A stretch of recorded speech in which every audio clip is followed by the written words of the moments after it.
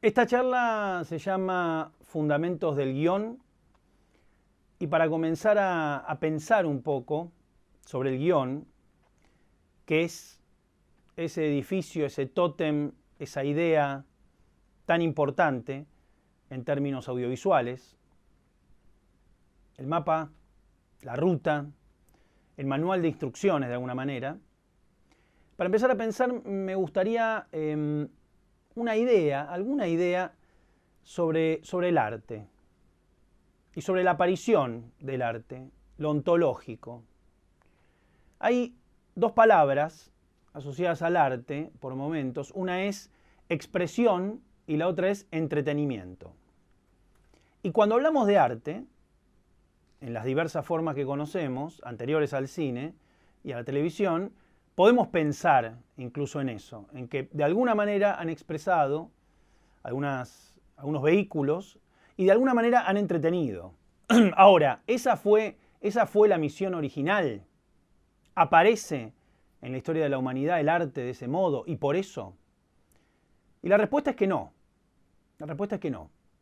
Que en la ontología, que en el comienzo, que en el origen, el concepto entretener o el concepto expresar son una suerte de default.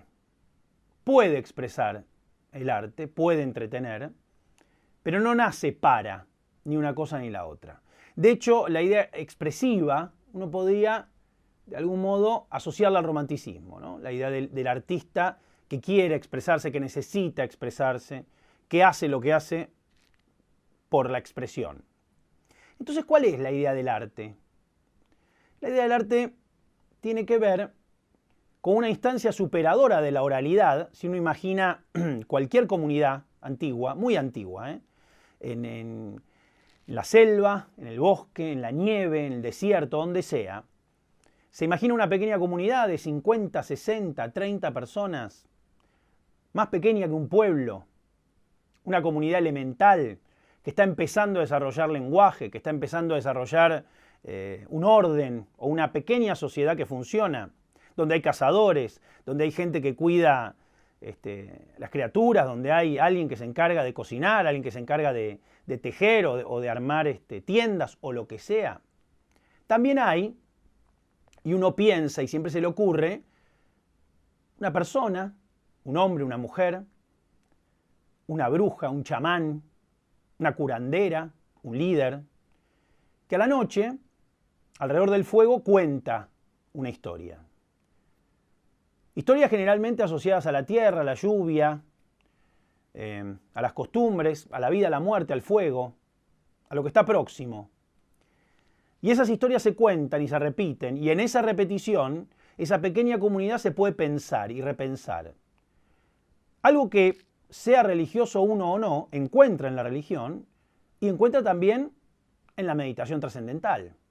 La idea de mantra. Repito algo y eso que repito en un momento se despoja de sentido y me permite pensar otras cosas. Un ejercicio de concentración. Entonces, esa función que tenía, esa repetición de estos narradores y narradoras, se convierte o pasa a ser, en instancia superadora, una historia en un grabado, un poema, una canción, vehículos que toman esos datos tradicionales y que los hacen trascender. Entonces el arte aparece como una instancia superadora de la oralidad, cuya función es vehiculizar los datos tradicionales que den cuenta de la identidad de los pueblos. Esa, larga y aburrida, podría ser una definición del arte. Después vendrá lo otro, lo moderno, la imprenta, el cinematógrafo, el arte de un modo más, entre comillas, institucionalizado. Se puede aprender, se puede opinar, se puede analizar. Entonces vamos a otro gran mojón en esta historia, hablando de guión, que es el poema de Homero, la Ilíada y la Odisea. ¿Acaso todas las variantes o toda la estructura que uno podría tomar de la poética occidental reside ahí, en un poema antiquísimo, que para cuando aparece en esa serie de apuntes que conocemos como la poética aristotélica, recordemos que Aristóteles daba clases de un montón de cosas, y para dar clases de eso que uno podía denominar mitología comparada, que vaya a saber uno qué nombre tendría, utilizaba unos apuntes. Esos apuntes hoy los conocemos como la poética. Para cuando la poética analiza los textos homéricos, o la idea homérica, la poesía de Homero, ya pasó un montón de tiempo. Un montón de tiempo. Ya hay una tradición en eso. Algo similar pasa cuando sobre la faz de la Tierra aparece el Quijote, clausurando los relatos de caballería, pero al mismo tiempo revitalizándolos, con una estructura tan moderna que en la segunda parte del Quijote ya hay personajes que lo han leído la primera parte. En ese sentido, volviendo a Aristóteles un poco, en el análisis que hace de la tragedia y la comedia, las constantes, las estructuras, empieza a recorrer un camino de pensar que eso que a nosotros nos conmueve en un chiste, en un capítulo de Los Simpson, de la serie que sea o de la película que sea, tiene repeticiones, tiene un canon, tiene una forma atávica, que es como nosotros percibimos el relato. Me voy un poco más acá. Hay un libro apasionante de apenas 115 páginas, un libro que escribió el maestro David Mamet, que se llama Los tres usos del cuchillo.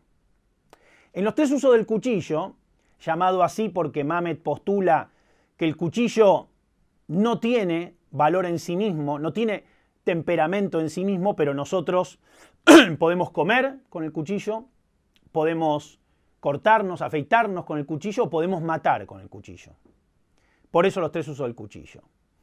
Decía, en ese ensayo, en ese libro magnífico de Mamet, David Mamet dice que vivimos nuestra vida de modo poético, que nuestra vida tiene un primer acto, que nuestra vida después de los 40 tiene un segundo acto, y que nuestra vida ya ancianos tiene un tercer acto. Y que como pasa en las historias divididas en tres actos, entre el primero y el segundo el héroe, en este caso cada uno de nosotros viviendo nuestra vida, cuestionamos todo. Todo. Cuestionamos algunos de nuestros valores, cuestionamos nuestras creencias, cuestionamos nuestra fe, cuestionamos nuestras vocaciones, cuestionamos prácticamente todo lo que tiene que ver con la identidad. Dice también Mamet, en un pasaje muy interesante del libro, que si una persona llega tarde a una reunión y nos dice una expresión como, no sabés, había una cola de 1000 años en el banco, lo entendemos más que si nos dice, había 25 personas adelante mío. O sea, la idea poética y la expresión poética tiene mayor validez a efectos de comprender para nosotros al otro que una idea concreta, porque no hay una cola de 1000 años, porque no tarda 120 años en llegar el colectivo y demás imágenes a las que recurrimos en la cotidianeidad para expresarnos. Entonces Mamet complementa la idea de Aristóteles diciendo que en realidad nosotros vivimos dramáticamente. Decimos dramáticamente refiriéndonos a la idea estructural del drama, no drama de ponernos tristes. De hecho, la vida se parece más a una comedia que un drama. La vida tiene lo impredecible que tiene la comedia. La vida es desordenada. Uno puede salir a las 12 de la noche a la calle a tirar la basura y que pase alguien vestido de mexicano. Y eso puede pasar. Esa ridiculez que en una película uno tendría que explicar, en la vida puede pasar. En la vida, los momentos trágicos, de repente, en un momento trágico alguien se patina. En la vida aparece la inconveniencia que vista con determinada distancia y si no te está afectando se convierte en comedia. Entonces, a juzgar por cómo opera la vida de cada uno de nosotros, la comedia tiene más fuerza que la tragedia. Pero volviendo a la idea de Mamet y al complemento que hace, a la superación que plantea con Aristóteles, o en tal caso el complemento, está esa idea. Vivimos adentro de algo que podría ser guionable. Vivimos de un modo poético, por eso entendemos y nos manejamos en esa dialéctica. Ahora, yendo concretamente al guión, después de esta pequeña introducción, el guión tiene varios problemas y varios mojones que vamos a tener que atravesar. Pero hay uno que define todo, que es como cuando uno está armando un edificio, ¿no? Cuando uno quiere construir algo. Y esa diferencia técnica que voy a mencionar se basa en la distancia que hay entre dos palabras. ¿Qué y cómo? ¿Qué y cómo? Así como para un director de cine cuando está en la instancia superadora lo más importante es por qué y no para qué cada vez que elige poner la cámara, por qué y no para qué. Cuando se escribe un guión, la distancia y las dos palabras es qué y cómo. Porque qué contar se nos puede ocurrir en una semana de suerte, en un mes de suerte, en un año de suerte, y por una separación, por enamoramiento, por una mudanza, por un viaje, por un momento de introspección, por un cambio de hábitos, un montón de qué se nos pueden ocurrir. Por cómo percibimos la realidad por un libro que leímos, por lo que vemos, podríamos tener una lista de un montón de qué contar. Quiero contar esto, quiero contar lo otro, me gustaría esto, me gustaría lo otro. Y ahí empieza el abismo, lo que llaman muchos la página en blanco. Bueno, quiero contar esto, pero claro. Y ahí viene la mejor palabra del mundo. ¿Cómo? Robamos esta frase de Fowell, un increíble escritor argentino que decía, la literatura no es contar historias, es sobre cómo contar historias. Y un poco con los guiones pasa lo mismo. Cuando uno tiene la idea, lo que inmediatamente tiene que empezar a construir es el dispositivo formal de esa idea. ¿Cómo voy a contar eso? Les pongo un ejemplo. Si yo les cuento que se me ocurrió un guión genial y que es la historia de unos ladrones que roban unas joyas, ¿no? Una joyería, pero adentro hay un policía infiltrado que se hizo amigo del tipo de uno de los chorros y probablemente no suscite demasiado interés en ustedes. Pero si yo les muestro Reservoir Dogs de Quentin Tarantino, Perros de la Calle, se les va a volar la cabeza. ¿Cuál es la diferencia y la distancia que hay entre la primera historia que conté, que por otra parte no solo es la historia de Reservoir Dogs, sino de City on Fire de Ringo Lam, una película que Tarantino había visto? El dispositivo formal que armó Tarantino entre la idea, entre el qué y el cómo. ¿Y qué dispositivo formal armó? Hizo una lista. Dijo, se van a llamar como colores entre sí los ladrones. Dijo, van a utilizar la ropa del killer de John Woo. Dijo, va a haber una banda de sonido como en la película Warriors, desde un programa de radio, pero con música de los 70. Y eso va a ser como el policial francés. Y todas esas decisiones, esa lista que pergeñó, convirtió ese qué en ese cómo. Y cada vez que vean una película, una serie que los conmueve, algo que por alguna extraña razón los obsesiona y los hace volver, presten muchísima atención al cómo. Porque en esa cantidad de decisiones formales está el secreto, el primer secreto para empezar a armar el edificio. Uno puede anotar varios qués. Uno puede tener ideas que todavía no han madurado, a las cuales todavía no le encontró el dispositivo formal. Tiene imágenes, tiene ideas para escenas, tiene ideas de lugares donde puede pasar una película, pero no ha delimitado el terreno. No ha delimitado el terreno. Decíamos, una vez delimitado ese terreno, empezar a trabajar dentro de un terreno. Y vuelvo a la idea de delimitar un terreno. Si inventamos un juego con un grupo de amigos, estamos en una quinta que nos fuimos, en un cumpleaños, y queremos divertirnos, lo primero que vamos a tener que inventar es reglas para ese juego. Entonces hay una trampa, porque cada vez que plantean la situación de la página en blanco, esa página nunca está en blanco. No puede estar en un blanco total, porque uno, aunque no conozca de modo ulterior la obra, lo que tiene que conocer son los límites, inventarse una serie de reglas. Y ahí ya empezamos a hablar del cómo, del dispositivo formal. Digo, más allá de la lista que uno puede hacer de cosas que le gustarían, que no tienen que ver con el qué y tienen que ver con el cómo, detalles estéticos, detalles técnicos, tonos de otras películas, de otras series que les hagan acordar, tonos de algunas escenas. Lo primero sería eso, el gran círculo. Imagínense una espiral que empezamos a recorrerlo por la parte más grande que tiene, ¿no? En esa parte más grande del área, ¿no? El círculo más grande que trazamos, tenemos los límites y tenemos de alguna manera ideas muy generales de lo que va a ser la obra, de lo que va a ser el guión. Ideas que algunas pueden ser incluso abstractas. Muchísimas veces, y en la mayoría de los libros de texto de guión que leí en la época de estudiante, estaba totalmente prohibido y casi abolido el tema de la imagen poética en un guión.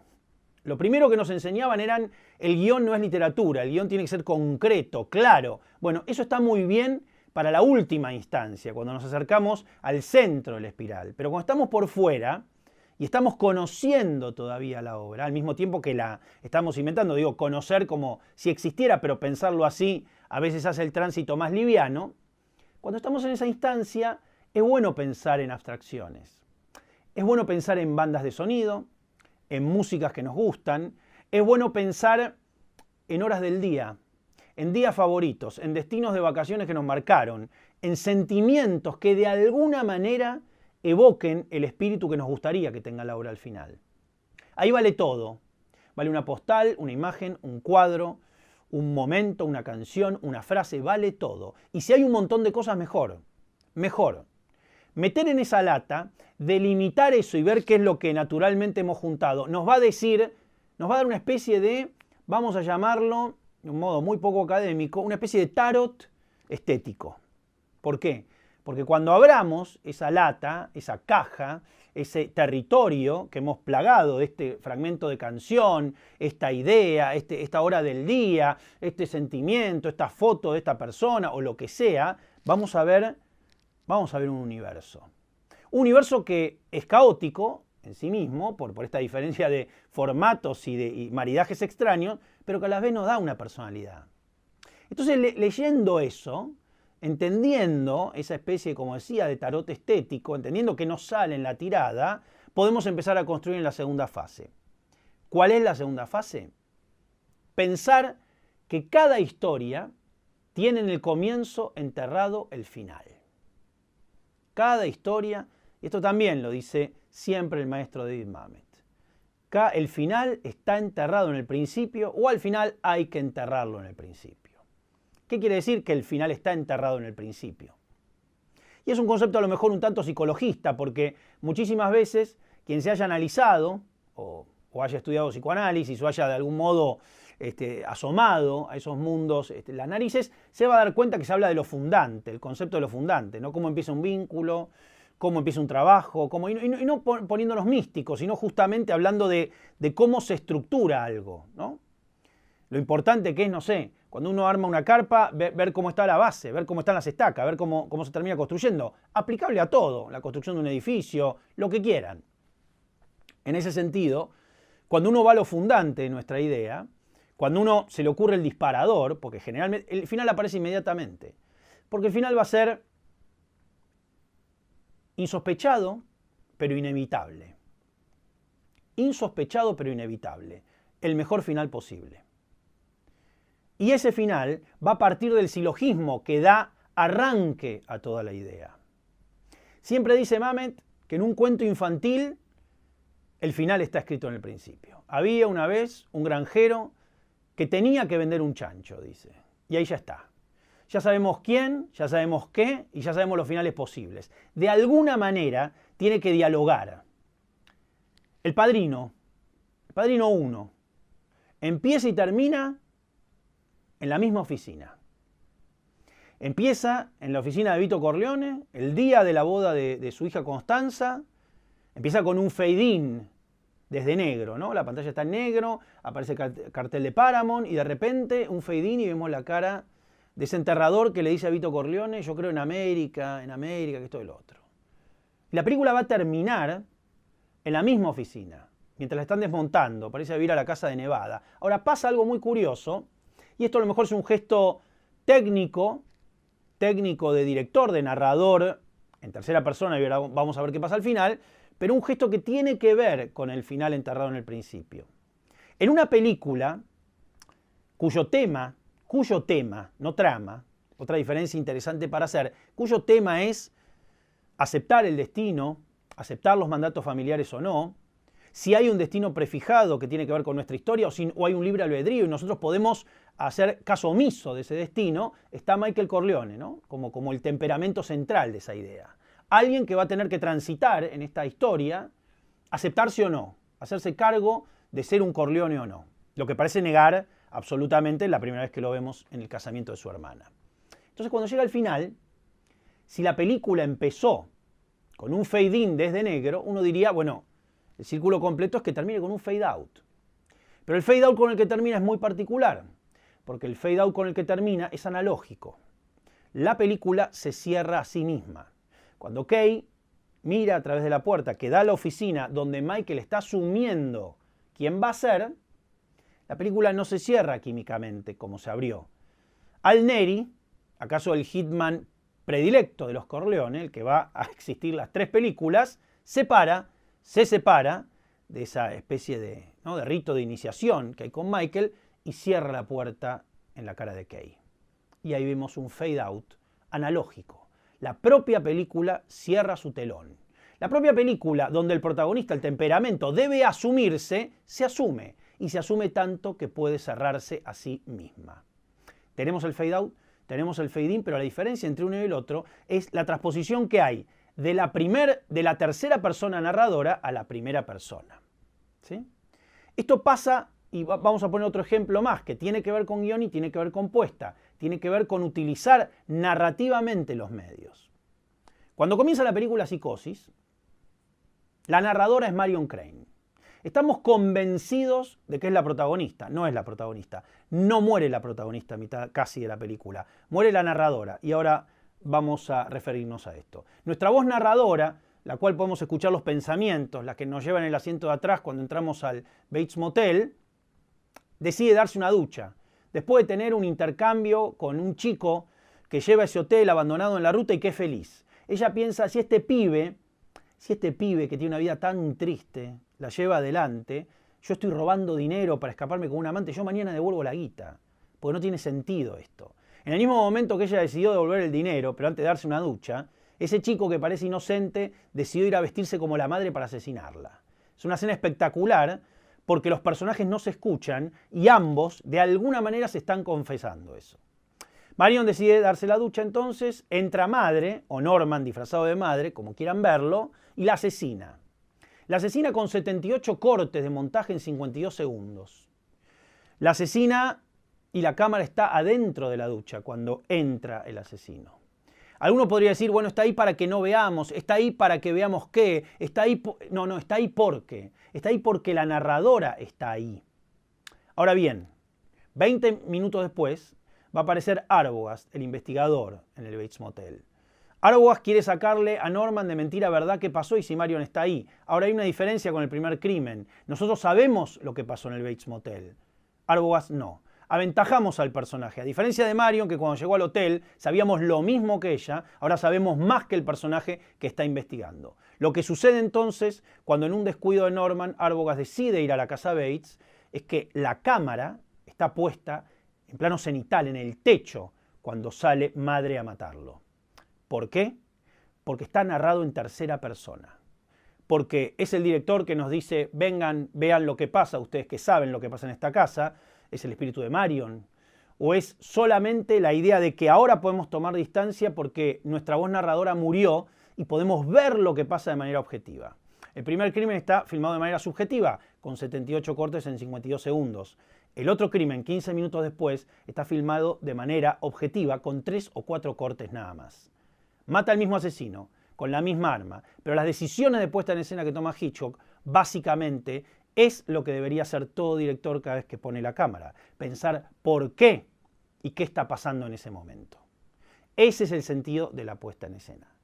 Ahora, el guión lo que plantea, de algún modo, es que hubo un personaje del cual podíamos escuchar los pensamientos y que era nuestro narrador y que ahora no está más, y va a pasar un tiempo hasta que volvamos a escuchar los pensamientos de otro personaje que sí es el protagonista que concluye la obra. Estamos hablando de madre dentro de la cabeza de Norman. Y de esa manera, hábilmente, el guionista, en este caso Joseph Stefano, que adaptó la novela de Robert Bloch, delega o hace heredar el protagonismo, entre comillas, entre un personaje y otro. Lo último que vamos a decir, ya acercándonos al centro del guión, después de la instancia de haber delimitado el terreno, ver qué dispositivo estético es el que nos propone el material que hemos recopilado, entender qué voz narradora podríamos adoptar, la primera, la tercera, o traspasarla, como pasa en esta película, va a venir el otro momento. El momento que una vez que tenemos la estructura completa, donde el final se ha manifestado en el principio, donde entendemos un poco qué tono y qué modo va a tener, va a ser caracterizar y poder hacer hablar a nuestros personajes. Lo último que hay que hacer.